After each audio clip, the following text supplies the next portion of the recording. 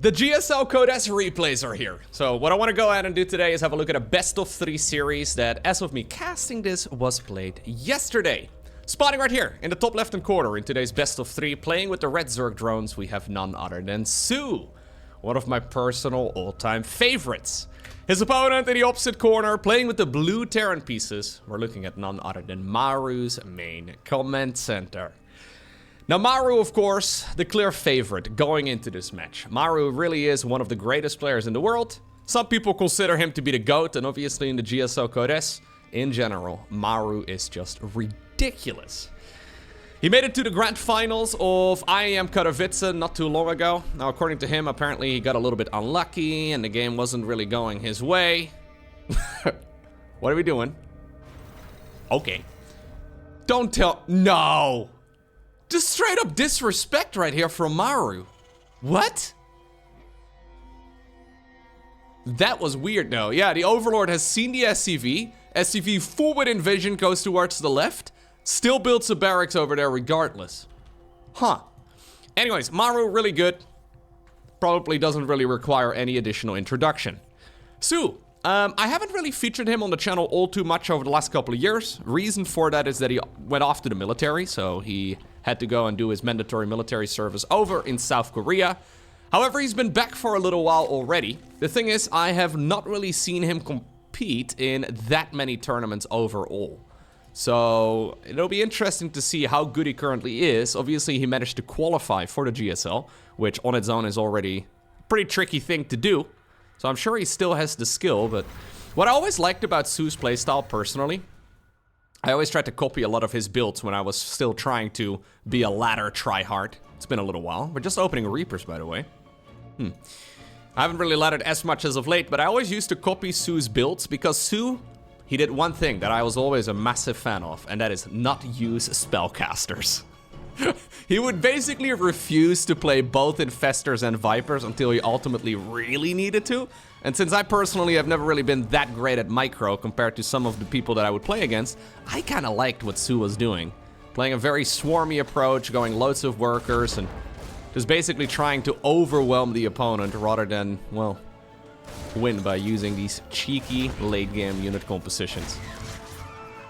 So I'm not sure if that's exactly what he's doing still these days, because it is kind of hard to imagine SC2 in 2024 without Infestor and Viper use, but a couple Zerglings did go across the map. Fair enough. This will be held relatively easily. Now, why did we proxy the barracks? I'm trying to think what the advantage of this is. Now we're just gonna fly it home? Okay. Yeah, I don't know. I guess the second Reaper arrived ever so slightly quicker. So he got himself an extra, yeah, Zergling. Got one drone as well. He obviously could get them pretty quickly. Main advantage, though, I guess right now for Maru, is that he managed to deny his opponent's third base here for a while. Su decided to prioritize going for the link speed research, and he will be taking a third here momentarily. The jetpack raiders go into the main base, but drone is already moving on over towards the right side of the map. If I was Maru, though, right, I think what I would be aiming for in a lot of the games is just to try and get it to go the distance. Because Maru is exceptionally strong in the late game. And that is a situation where I feel like Su is not going to feel too comfortable, because that would be the point where he needs to use spellcasters. Roach Warren coming up, by the way, pretty early, all things considered. Yeah, we have a second gas as well. So he may just be planning on going for a little bit of a roach aggression on the back, it is. Okay. Maru does have 4 Reapers. Problem is that this is quite far away from being scouted. I don't think that this will be easily spotted here by Maru, who's going for the Stimpeg research, by the way, over here at the front. One of the problems with having that barracks on the other side of the map is that it's quite tricky to now actually use it for any add-on production, so it's just going to be a single Liberator. Pretty much impossible to go for a reliable benchy opener here as Terran, so I'm sure that is something that Su has picked up on at this point as well. He does have the Zergling speed with this. We have seen this build quite a bit as of late, but then without link speed. I wonder if we're gonna do a link flood after the roaches, but it looks like it's just going to be drones. I actually think a link flood would be really successful in this game. Always a bit difficult to decide though, but the thing is, since there's no Banshees, if there are no Banshees, then suddenly there's no proper counter against this Zerg army in the earlier stages of the game. Although I guess Cyclones could still be handy. Loses... No? Oh, what? A little bit of over micro. The main problem right here for Sue is when that Stimpak research finishes. As soon as Stimpak is done, suddenly this army for Terran will be quite a bit bigger. Well, I say that. The army that will be quite a bit bigger is 5 Marines at the moment. Again, due to the fact that that barracks got proxied. So I don't really like the barracks proxy too much here. I think we should probably bile the upgrade, if possible. Yeah. It's 3 biles to kill a Liberator. Oh, that's unlucky. That is unfortunate right there for Sue, who's really looking to get another one of those bad boys. And so far, this is well managed right here by Maru. Loads of drones on the back of this, though. So Sue is already at pretty much full 3-base saturation. There is a 3rd command center done here for Maru, so his economy is not quite just in the worker count. Huh. Considering this could have been terrible, though, crisis has been averted. I think if this would have been a link flood on the back of it, it could have potentially won the game. Sue decided to respect his opponent. Maru has not really been respecting Sue all too much up to this point. Now even gets rid of the wall off altogether. Look at that. He starts up 2 supply depots. They could have been over here, but he's like, nah. Nah, who needs a wall off? Just have a siege tank. It'll be fine. Just go ahead and make your upgrades right at the most exposed structure. 4th hatchery coming up in the middle of the map. Middle of the map on the side of the Zerg, that is. And 1-1 research here as well for Sue. Really good start here, though, for Sue. Yeah. Can't really ask for much more. Spore crawlers are going to be running around. Stimpak is going to be used in the main base as well. There we go. Don't lose the Ravagers. They're expensive. All of that is... all of this is fine, though, here for the Zerg player. Not taking critical amounts of damage. Interestingly enough, he does not have a Bingling Nest. That surprises me a little bit.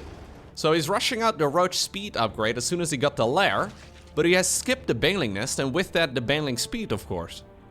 Which is considered to be the pivotal upgrade, yeah, that you need to get in the mid game. Sue right now going into a Bangling Nest, but really just making drones. Are we just gonna make, is that the plan? Are we just gonna make Lings and Roaches for now? I'm actually a little bit worried right here for Maru, though. He doesn't have a whole lot of troops. Starts up a 4th command center. Okay, well, I'm the only one that's worried. I don't love this situation over here at the front at all. Like, why are we building a supply depot out there? Why are we not remaking a Olaf? Anyways. Maru stutter stepping a Reaper. Ultimately ends up going down. I would love to see a timing attack off of this right here for Sue. Yeah, the only problem is that he does not have the Bangling speed upgrade, so I really hope for his sake that he does have an attack. Bangling speed does come up now, but he's in a perfect position to go for an all-out attack against Maru's defenses, because Maru's got barely anything. Is there... yeah, there's 4 siege tanks in total. Okay.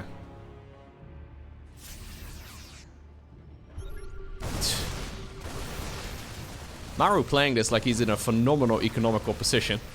Ready to spend a couple of his scans. You can see the confidence right here in the way that Maru maneuvers around the map, though. I feel like he wouldn't be this bold against a guy like, for example, Cyril, but... works for him for now. A lot of this game is also posturing, though, from the Terran here. Because if you're Sue right now and you see these bold moves... you notice the no wall off at the front. It almost makes you believe that maybe your early game attack wasn't quite as good as you thought it was. Well, it was really strong. But Sue is playing this much too passive for my liking. Now Bangling speed is finishing up, and we're still not going for an attack. He's transitioning towards a hive. All of this is fine. But this does mean, of course, that he needs to play a late game. I guess this is a hive where he will go into an Ultra Cavern.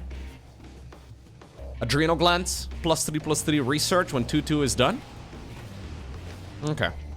4th command center coming up to the bottom of the map. I would be a little bit scared right now if I was Su playing against Maru's late game, but apparently that is where we want to go.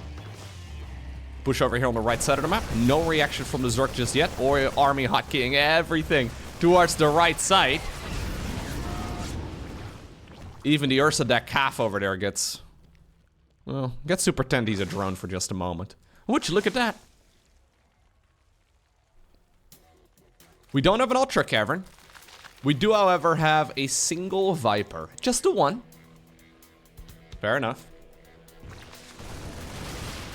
Su, by the way, historically very well known for all of his second place finishes. He did end up winning a Katowice in, I want to say 2019 or so? No. I don't know. It's been a while. Anyways, historically the man has gotten many second places. So matter of fact, I think if Su would have won every tournament where he got second place, right? So hypothetically speaking, he would have won every grand finals that he ever managed to get to. Realistically, he probably should have won like half of them, but I guess it became a bit of a curse for him. I think a lot of people would consider him as one of the StarCraft GOATs. But because he got so many second places, everybody seems to forget about him. It's brutal. Alright, well, what isn't brutal right here, though, at least for Maru, is the way that Su has been treating him.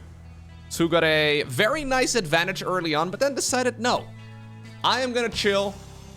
Gonna throw some parasitic bombs over here. I'm gonna tech up towards the hive. I'm just gonna build up a massive economy. And obviously, this is still a good spot right here for Su, for sure. It is just dangerous to go up against the best defensive Terran in the world in a game like this one. Because now suddenly, Maru is going to have all of the tools that he really needs to defend. Any attack you want to go for right now is going to be a lot harder to execute than the ones when there were only like 3 siege tanks in total. Apparently this is the moment though. We say okay to 4 CC, but as soon as a 5th is taken, this one will get denied. I mean, I say that. Yeah, it will get denied here in the end. With more and more banelings right now breaking through. Oh, really? No, I think you have to go. What? Go, Su. Hello? Didn't we just win that fight? Apparently he gave these roaches a name. He wanted to keep them around. I think he should have, at the very least, denied the planetary. I thought that was the entire plan there, to try and deny the planetary fortress. Because Terran will run out of juice here on 4 CC quite quickly. The 5th command center. Oh no. I think even Maru is scratching his head a little bit there, because he had like 4 ghosts and a siege tank, right? Wasn't that all he really had? Well, that was a decent engagement there still for Su, because he traded out a lot of his opponent's army. It's just that he could have also had the planetary fortress there. Alrighty. Ultra Cavern is going to indeed be coming up here. It wasn't built in the main base like I predicted, but we will have chitinous plating here done eventually. So now Maru is at 5 CC. Well, 5 base CC that is. He's got additional command centers that are coming up. I see CCs, many of them. And this is the construction of the Iron Bank. Yeah. This is Maru trying to essentially become Switzerland. Yeah. Just make a whole lot of orbitals, aim for about a dozen, and when you get to about 8, it feels like you can scan forever. A literal minefield out here. Banelings trying to hunt down some of the ghosts. There's a wonderful fight right here though for Su. Oh, don't roll into... Oh, okay. Well... keep running. Keep running, lads. Really, we're gonna just snipe down... sniping down Ravagers. There's no detector nearby. Oh, no. So 21 SCVs go down. In isolation, I don't hate those fights for Su. But it's not like he's really carving a lot of headway here, right? Like, this is just gonna be remaxed. And these traits are all very cost inefficient. Ultralisks are coming up right now. Now, I was starting to question the effectiveness of ghosts. I think Maru was thinking the same thing because he was sniping Ravagers there. Ghosts are really good against lurkers, infestors, vipers, ultralisk, brute lords. Like, they're good against all the late game units. And upon seeing all of those ghosts, this is the moment where Sue is now making the transition to go to ultras. I think a Ling Bane based unit composition, which admittedly it still is, you know, based around Ling Bane, is generally much better against ghosts. Like Hydra Ling Bane, for example, very good against these ghost based armies. Maru just spreading. What is going on, man? He's just look at him. Oh, good splits though. Lovely splits right there by our Zerg. These are very inefficient trades. Any Viper still? Don't think so. Liberators have been added into the mix as well. Banelings will move command there for a long time. So was the Ultra. More and more SCVs are going to end up falling. Some Biles up onto the high ground. Okay. Maru's supply once again drops. But once again, not to a point where it's critical. Sue feels like he's a rich man here. He's trying to steal one of the bases of the Terran already. He's got every other base taken on the map, it seems, other than the one in the bottom left. Although, judging by the creep, he may have tried that as well a little bit ago. Yeah. Sue is wondering, or Maru rather is wondering, if you're taking this one, did you retake that too? But not quite the case. Couple infestors are coming up. I think Sue is planning on going for wave after wave of unit. The only problem is, right now he's running out of gas. He's got a load of gas geysers that he has not been mining. So we probably should get onto those, because otherwise he will not be able to continue this for much longer. Oh my god, here we go again. Load of Banelings, or a lot of Zerglings rather, splitting off against all of those Widow Mines. Will the Orbital Command finally go down? Look at the splitties right here though by Maru.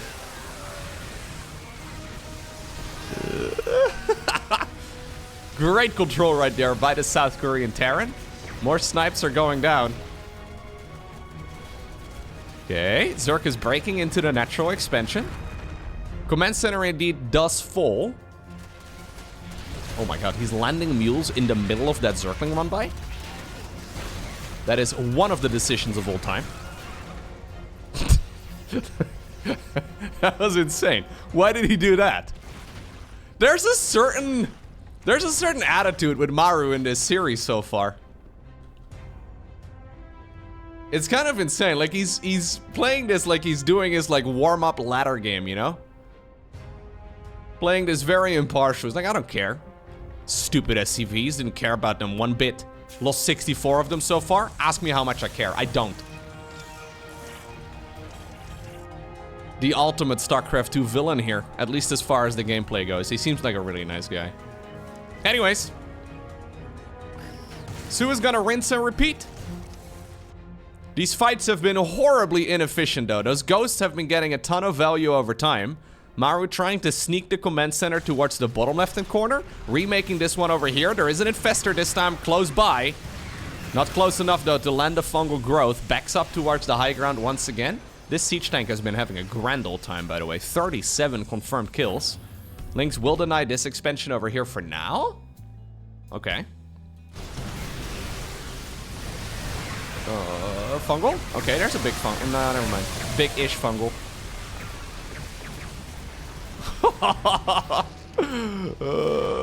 If you're a Zerg player, I feel like this may be one of those games where you have to close your eyes. Because this is an upwards trajectory right here for Maru. He was extremely far behind. He's left a lot of holes in his defense. But I'm starting to like this position a lot more for him than I just did a few minutes ago. We're still talking 48 workers only though. I mean, this is still certainly a winnable game right here for Sue. It's just that none of those attacks have really done critical amounts of damage. Like, he's slapping his opponent a little bit, right? He's hurting him a bit here, hurting him a bit there, but killing command centers and killing SCVs at nearly the 20-minute mark is not that important. How many orbitals do we have? We've got 7. Now, this is not quite the Iron Bank yet, but 7 is a good start. Oh my god, that was one dead Ultralisk. Sue is still at 84 workers, by the way. But we are getting to a strange point where Su is actually starting to run a little low on some of those outer minerals that he's got. Like, he needs another base here in the near future. That fungal growth not really achieving all too much. Planetary here in the bottom left-hand corner. Hello, Planetary just chilling. Liberator range is going to finish up momentarily. Fungal growth there, but... Excuse me, the fungal growth right there on a bunch of ghosts is not going to achieve that much if there's no follow-up.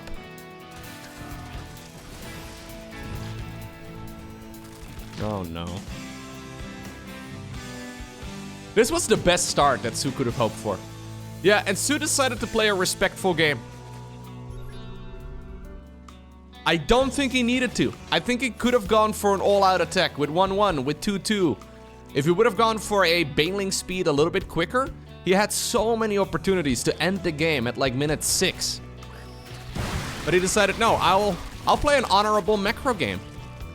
And we're getting to a point where it feels to me like he's starting to pay the price. Maru right now, for the first time, a supply lead.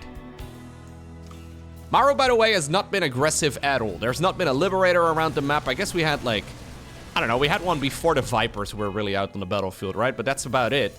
Over like the last 10 minutes, Maru has not sent a single attack out onto the map. He didn't even have 3-3? What? That actually surprises me. Oh, he made +3 armor. That's weird. Anyways. Oh, sorry. What? It's been a minefield out here for a long time, and none of those widow mines have really gotten a lot of value, but I just caught the tail end of a massive explosion. Oh, it's coming up. Oh. Oh, no way. You can't plan for that. Well, apparently Su has had enough. GG is cold, and ultimately it's Maru who wins game number 1. Game number 2. We find ourselves on the map site Delta. Brilliant gameplay right there by Maru. I'm not sure if he was supposed to win that game, but he did anyways. What did those Ultralisks achieve that entire game long? I think we saw about 20 Ultras there. I feel like none of them did anything other than force the Terran player to run. Certainly the least cost-efficient unit in that game. Other than, I guess, those Lings and Banes that died to the Widow Mines at the end. I guess they kept the Ghost running. But, yeah, there wasn't enough Ling Bane to really break through there. That's a very demoralizing game, though, as Su. Right? Because, like, you, in your mind at least, feel like you do everything right.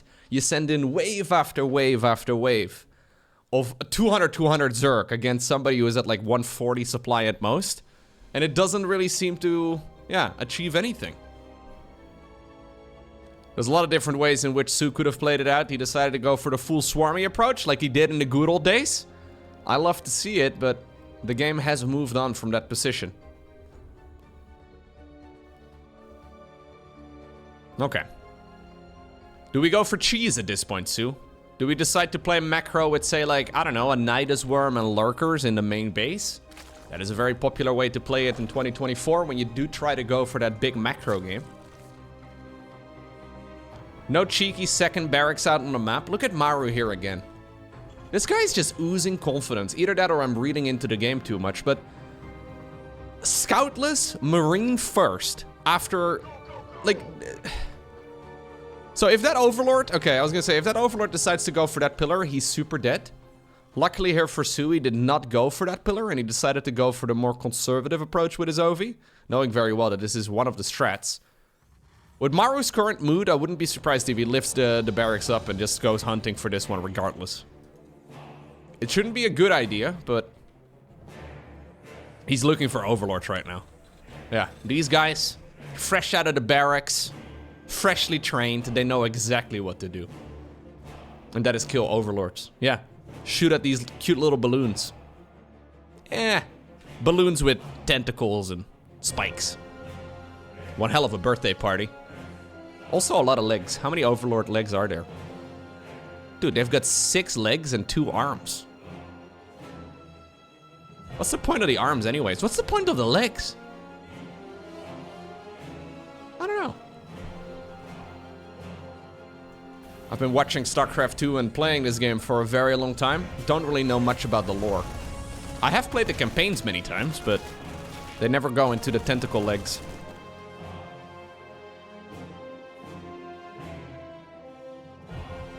Bit funky.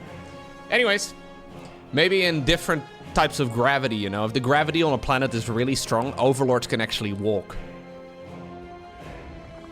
That's gotta be it. That's the only thing that makes sense. Or maybe they're filled with helium. You know, like after a birthday party a couple days later or whatever, depending on the quality of the balloons, they slowly start sinking down. Maybe that's what happens as well with the overlords. It's just that the games have never gone on for long enough. Because that takes at least a few days, and I think the longest recorded game, at least of high-level StarCraft 2, was Firecake versus Mana. I tried getting Mana to send me that replay, but he doesn't have it anymore. That was like literally over 3 hours of Colossi killing swarm hosts.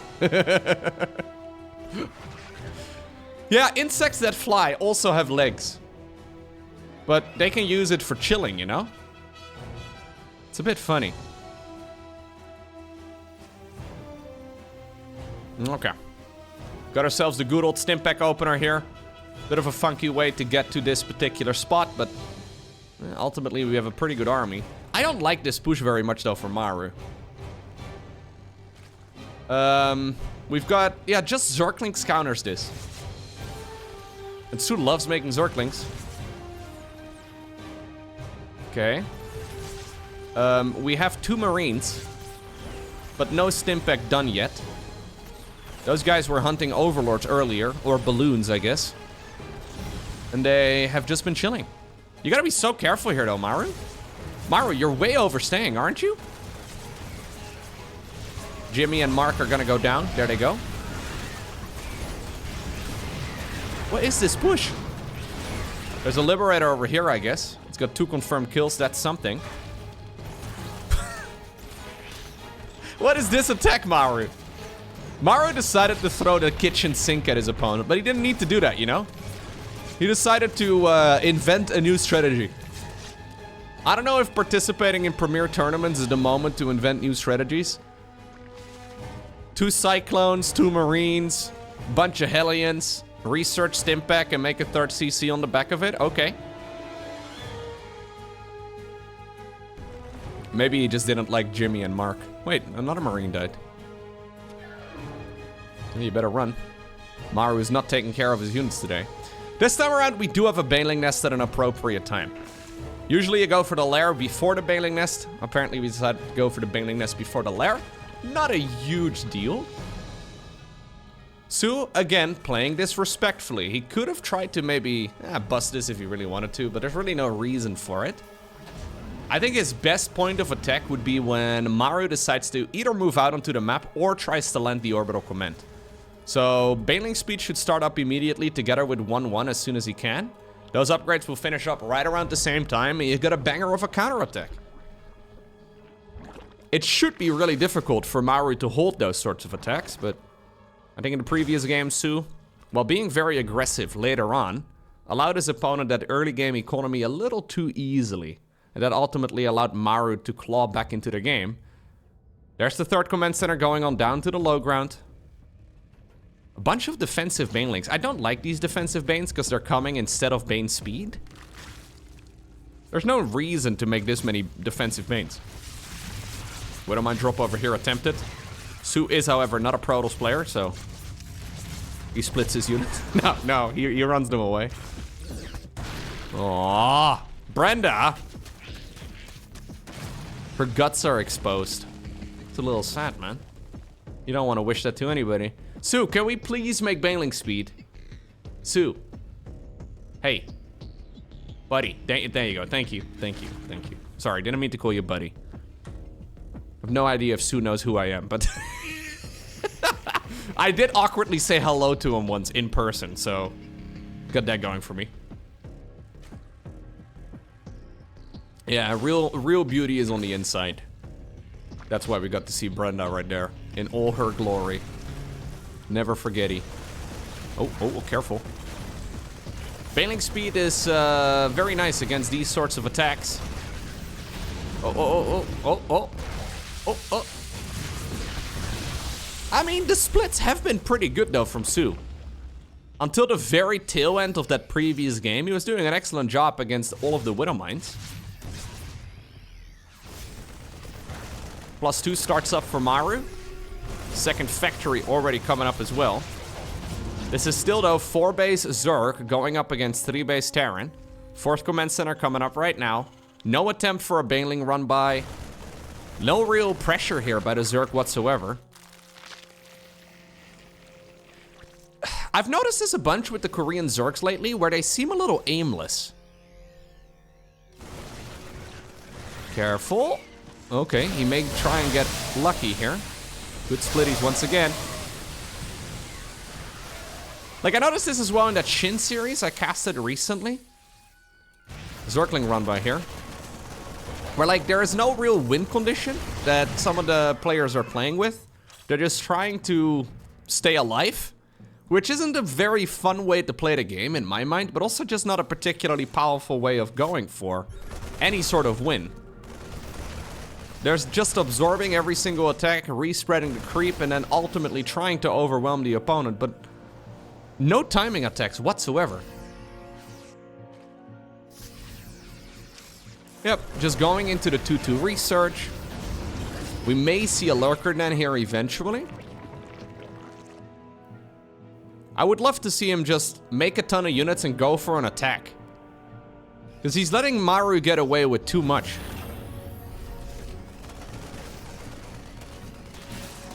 Well, that Widow Mine, I was thinking about it too.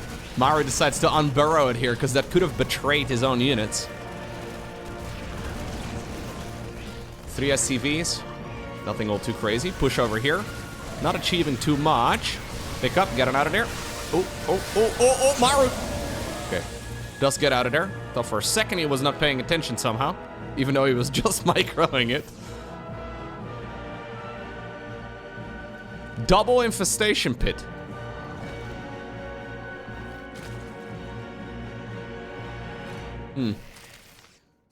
Yeah, as much as I always felt inspired by Su's playstyle in the past, I'm not feeling it so much over here. Like, this is looking like a similar game to game number 1, except Maru is just more comfortable. Because he never really fell far behind. 4th command center goes up uncontested. Still no Ling Bane run by. No Hive yet. That means that 2-2 research is going to halt as well for a while, because we're not going to be able to go into 3-3. Maru has got none of those problems. Obviously, this is by no means game over right here for Su. As a matter of fact, he can still easily win this if Maru makes a mistake. But the problem is when you're relying on top tier Terrans to make mistakes, you may be waiting for a long time. Obviously, it does happen. But right now, for example, like we have 2-2 finishing up.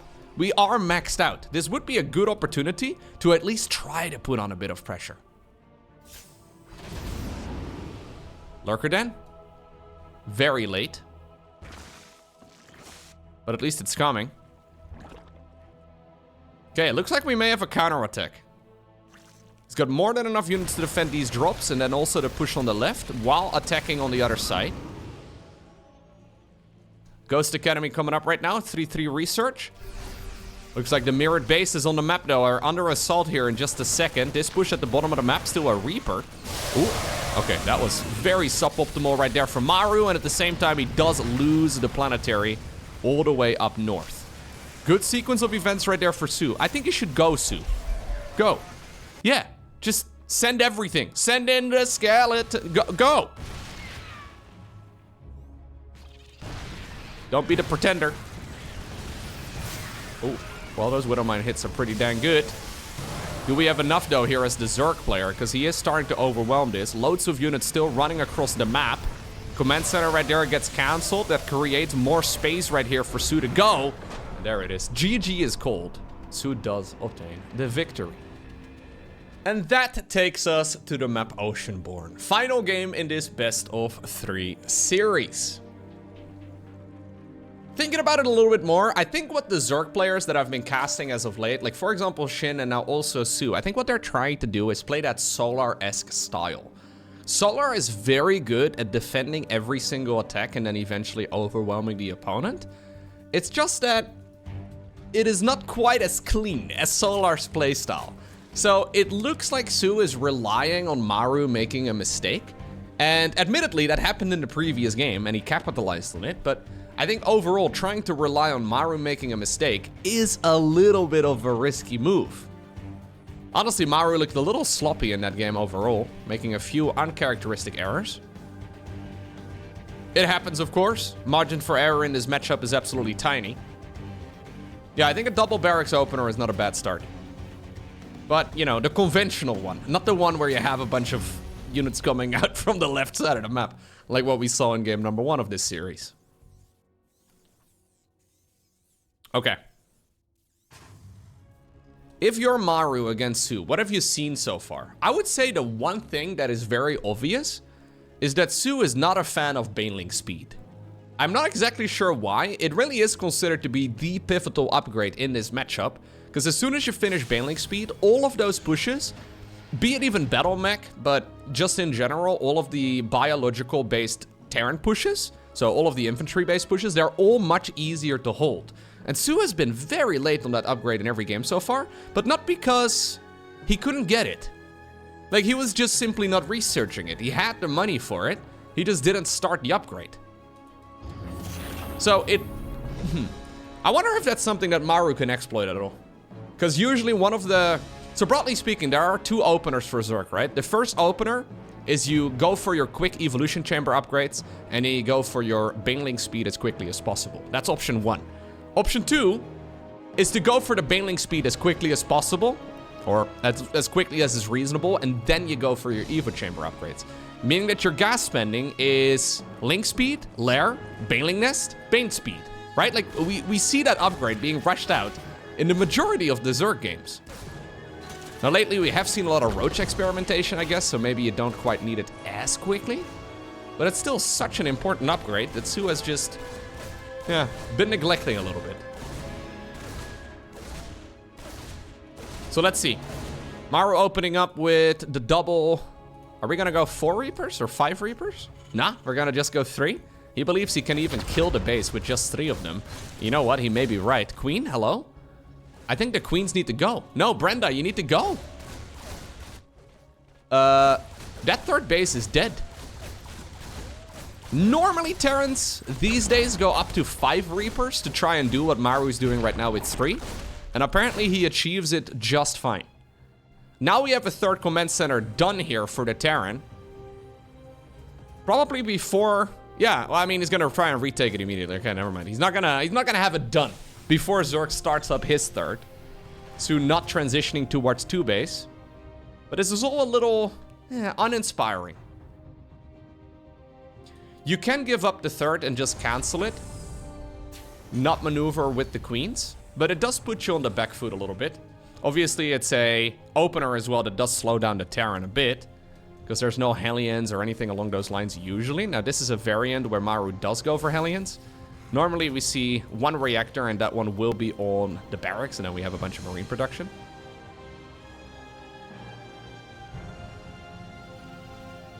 Is this the very first OV? Ah, it is. That explains why Su was a little bit confused about what was going on. Yeah, he did not see the double barracks at the front. That explains it. So he decided to take a chance and hoped it was a normal opener. Gambled it for the 3rd hatchery. And then it turns out there was no way for him to hold on to that 3rd hatchery. Okay. Maru getting into his opponent's head a little bit. Forcing the creative, well, scouting, I guess. He's got vision here of the opponent's gases. Maru does not really want to reveal his cyclones right now. He's going across the map with it.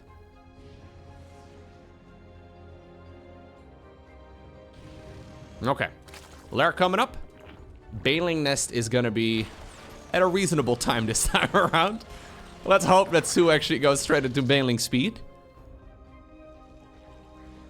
Okay. Armory already coming. How many Hellions are we on?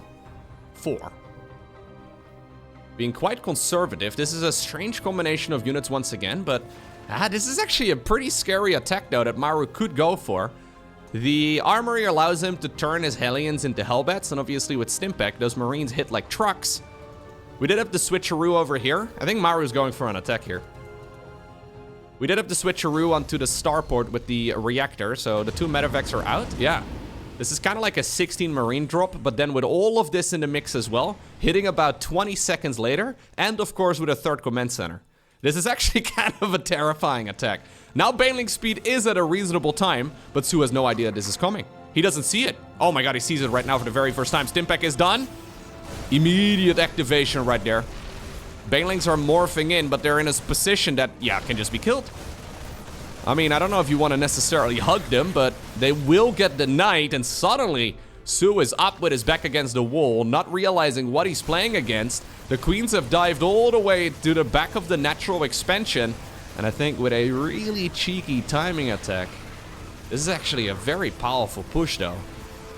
He managed to get so many units out. With a 3rd command center too on the back of this. Yeah, that's just simply game over. Maru hits a very sharp timing attack, and that allows him to win this series.